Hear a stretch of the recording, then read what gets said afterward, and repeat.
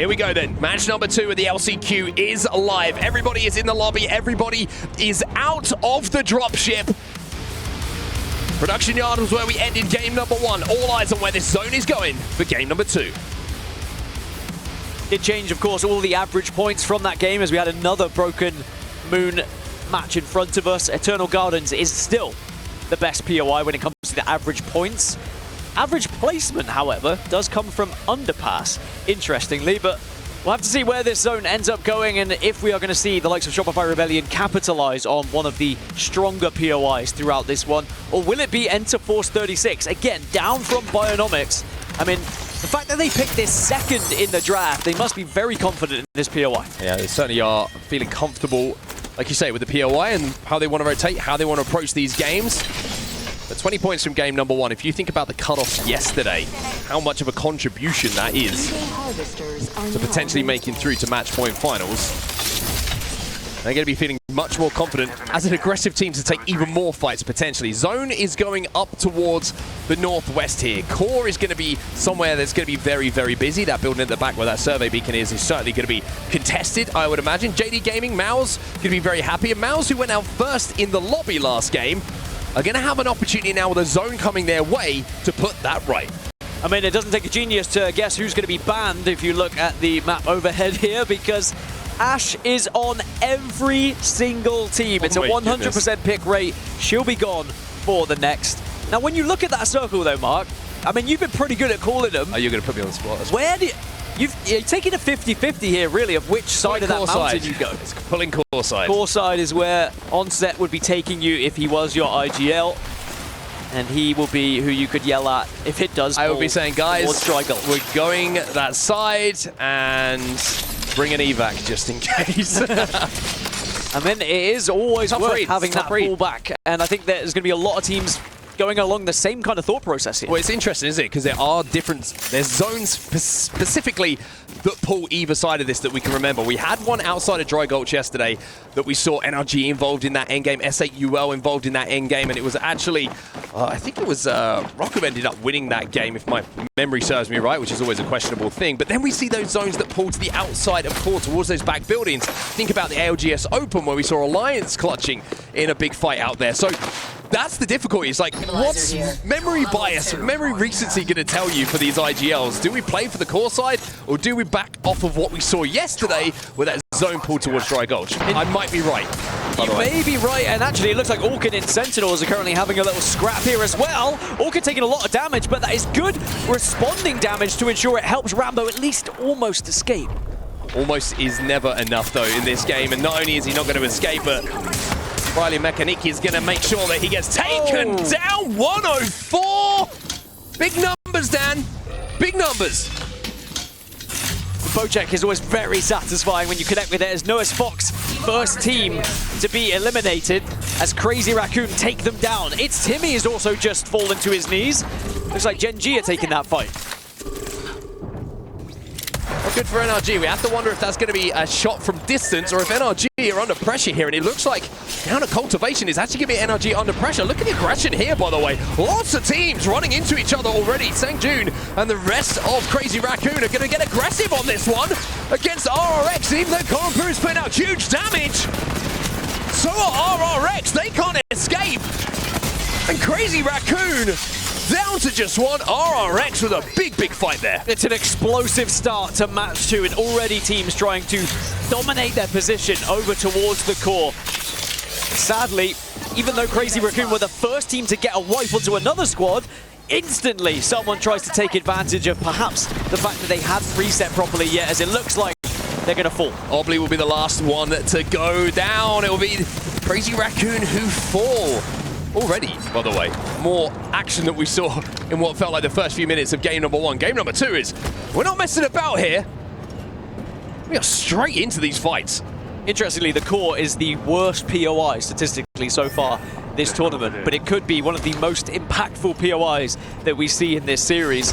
So many teams hovering around core right now, whether it is going through it, going past it, or just on the edges of it. Interesting to see that a lot of teams have actually gone to the Dry Gulch side, so maybe I'm going to be wrong. It's about a 50-50 split, I will be honest with you. I did say take an evac. We're playing from the core side, because I know in my head that everybody else is playing Dry Gold, and then we're going to evac. Like, I'm a brilliant IGL. Sign me up. Well, Team Liquid and Team Nemesis are committing to the Dry Gold side. They are very much hunkering down here. Fools.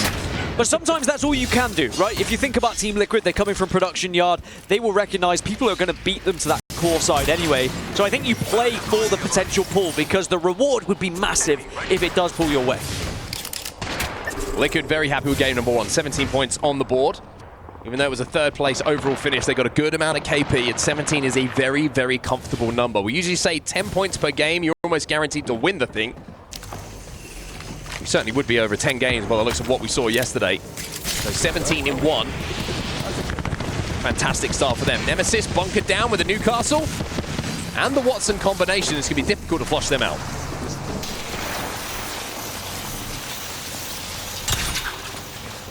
Certainly going to be a lot of teams that are going to try and take this position away from the likes of Liquid and Nemesis a little bit later as well. So you want to save some of this utility. I mean, you look what Jaguares has. He has 4 grenades to work with. So 3 Arc Stars and 2 Instants. I mean, he has everything he could possibly want for the late game. You just don't want to burn it in an unnecessary fight here against Nemesis. One thing you can do is farm a lot of damage as well, because you can prime those bow check arrows with those frag grenades.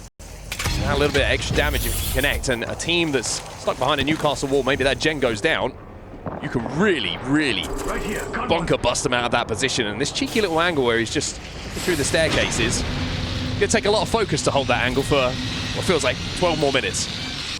Well, I have to have seen the zone shift. Yeah, we're evacing over, like I told you. We're going to Dry Gold side. I mean, there's still a little bit of core left. Still a little bit of core left. I will admit I got it wrong, all right? First one I got wrong. Nemesis taking so much damage now. It's not just Team Liquid who are firing towards him. It's like GG as well. But it will be Yanya with that grenade. Finally takes down one member of Nemesis. And you can see Liquid just trying to reposition here. They're a little bit worried of the arriving teams. It looks like ALGS are here now. Yeah, ALGS just seeing them maybe a little bit vulnerable, maybe overextending off the back of that knock. And now they're trying to chase him down and take the space here in the central structure of Dry Gulch. Nemesis, in the meantime, look like they've managed to get the revive here, so they should be back up to a 3. So ALGS are actually doing a really good job of helping out Nemesis. Best friends at this point. It will allow all 3 of these teams to stabilize now, and they might be able to stay here for quite a while. Some late movers, by the way. NRG have got back up to 3 after Timmy's initial knock. They're all the way out to the divide, though, so it's going to be a long old road to get back into this zone. But perhaps they can pick up some other stragglers that are going to be arriving a little bit later as well. Like Shopify Rebellion, Genji, Enter Force 36. And actually, speaking of Enter Force 36, it looks like they're about to take a fight with Furia here, just down near Quarantine Zone. Gaming Gladiators just playing the outside bridge at the moment of Dry Gulch. They should be safe for quite some time.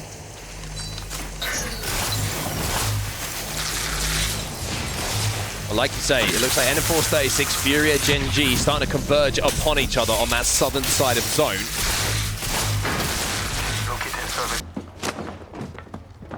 As we take a little look at Go Next now. And NRG, who continued their walk in here. NRG should have a pretty clear walk towards this zone. It's only Shopify Rebellion that are really in front of them, but they're far and away already at Quarantine Zone. NRG, not just back in the game, but up to purples as well. They've been a scrap loot on their way through as well to make sure attachments are getting picked up as well. So it's not like Timmy is going to be naked walking his way towards zone. He's going to have some attachments to work with on the weaponry, and they're going to have those purple shields. So Ender Force 36 did allow Furia to escape, but they were wise to it. They hit the survey beacon and they got all that info. They're going to see Genji and Furia getting close to colliding here on this southwest side, because both teams are trying to do the same thing, and Genji are going to just fire a few pop shots over towards Furia. Yeah, Furia got to be careful here, because they can end up in a real pinch. Noct is going to rip a portal on the Ash to play the outside of this wall, but can they deny the LOS? It's a really sticky situation here for Furia, and having used the portal to get away, what have they got now? With the Motherlode going their way to find cover, it's looking very, very rough here for Furia. However, Genji have just brought a lot of attention from the rest of the lobby. Evos are now starting to make a rotation through to get a little bit of an angle on them. And remember, don't forget about Enter Force 36, who were in that kind of area. But Furia do find their way underneath here by the looks of it. And also, there is going to be a mythic bin spawning in this area. I don't know if anyone's going to be able to get that. Yeah, good luck with that. You got to be brave to go for that one. Maybe if there was a random Gibraltar in the lobby, you could have a go, but unfortunately, there's not going to be a gimme. Not yet. We did see one in regional finals. Actually, did help a team win regional finals, if I remember correctly. E36 versus Evos, though, taking place. And this choke is becoming very, very busy. Evos, 4 points on the board from game number 1. E36, armor advantage for sure. As we see the spray now coming in from Illy. Sinap has gone down in the meantime. Nate's dodging and diving, and so is Illy. Has to back up behind that gen. Avoid those grenades coming in. So many teams that are kind of hovering in this area as well, but on the other side of the mountain. So this is somewhat isolated, but at the same time, you have to be conscious of who could be pushing you, and that's why we're seeing reluctance at the moment to get aggressive. Yeah, really good tender there from MG Clutch to make sure that player doesn't get away. E36 will be eliminated, but now with Hoodie down, Nate's going to have to do some crazy stuff here because Gen G are arriving and Gen G are thriving. Evos will be eliminated and Gen G clear this side of zone. On the other side of mountain, you've got Shopify Rebellion, NRG, and Team Orchid all going through the same area right now. You can see Guild is just taking down Luxford, and we will see NRG taking this fight against Shopify Rebellion. Meanwhile, ALGS and Furia have found themselves center zone. Looks like they were poking each other, but it looks like they will let each other live for now. Yeah, NRG in a really tough spot outside of zone at the moment. Sentinels are coming through the choke and kind of putting them in somewhat of a pinch. Shopify Rebellion holding both of those teams out. So NRG, they've already lost one in this game and had to reset, and now they've got a really tough situation to get out. Furia, all the meanwhile, they're just trying to find somewhere a little bit more comfortable to call home. And it looks like finally they have found that position. No, I lied. They are not happy with it. They're thinking about this mythic bin. 100% they are thinking, is there a way we can get this mythic bin? Furia, don't go for it. Team Liquid will rip you apart. Or unless... There's always that one player, isn't there, that just goes, I think I could get it, guys. Yep, that's me. Well, over to NRG. This is the really important moment for them. They take the portal to height against Shopify Rebellion. A couple of nades going in, not a lot of cover for them to play with.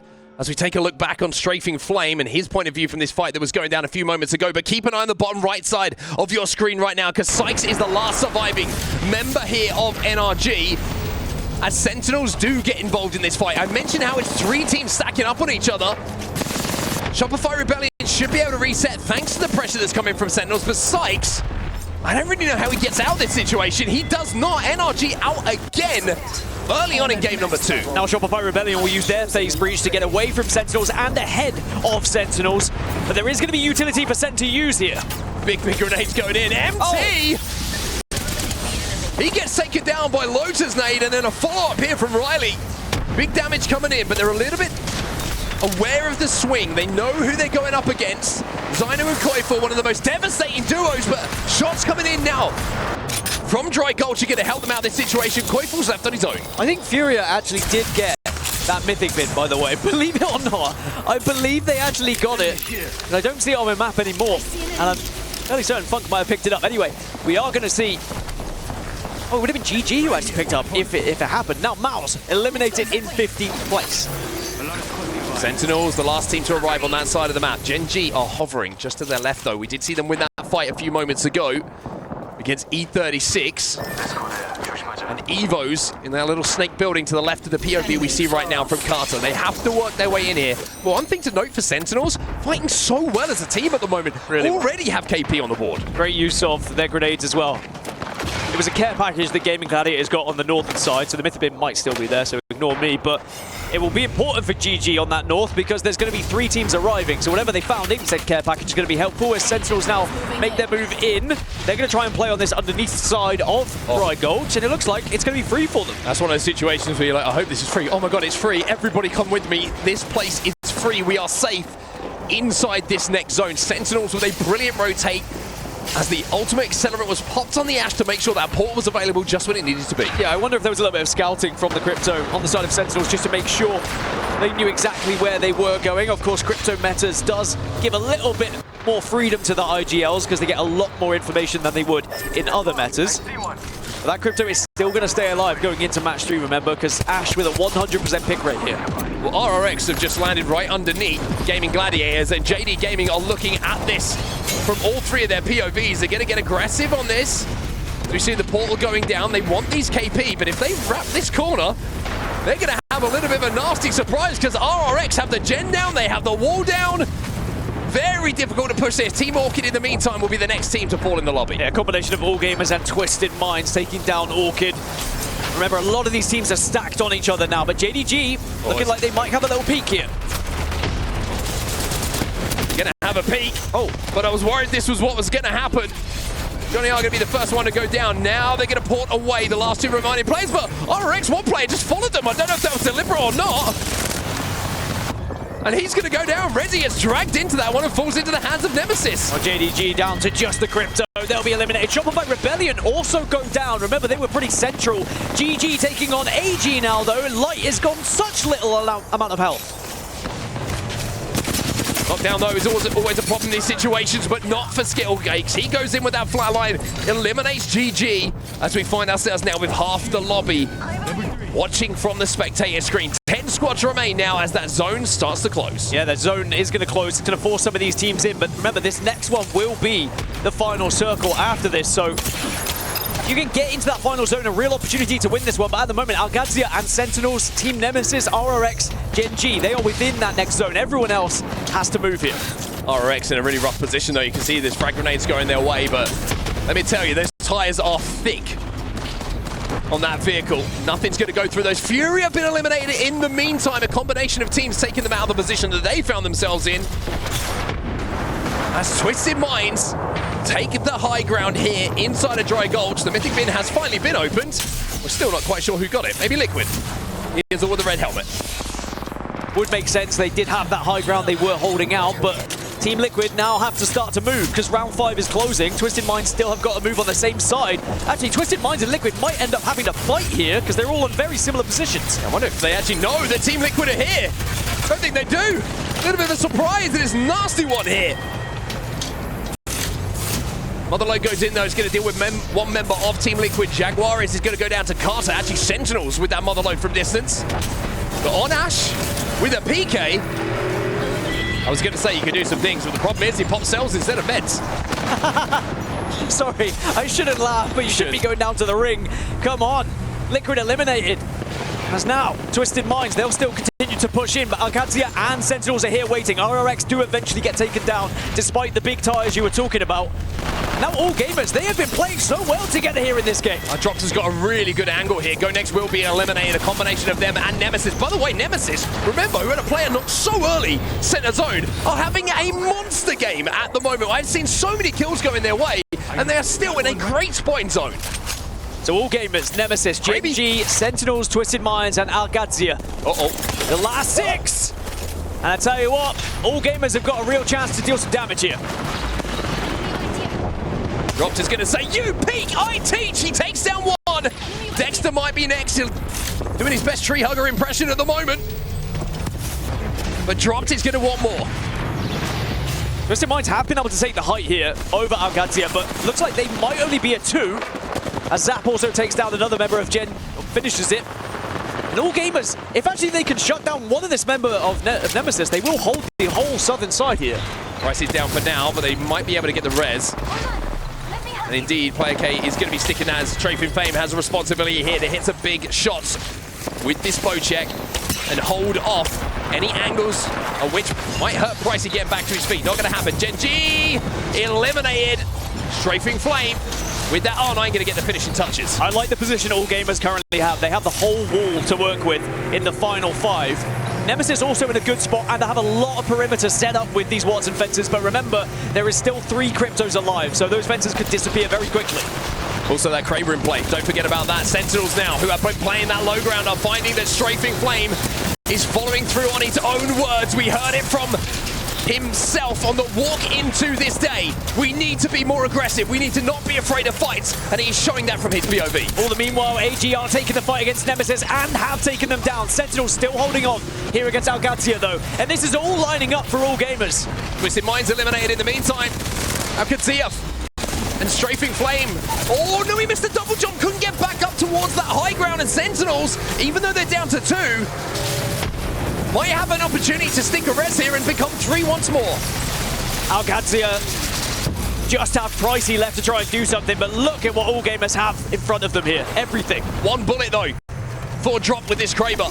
They're going to try and move in and finish off Sentinels. They will go down, and they will also take the final players down as well. All gamers will be your champions here of game number 2, and Drops continues to celebrate in front of the crowd. Well, remember, it was the first match of Pool A.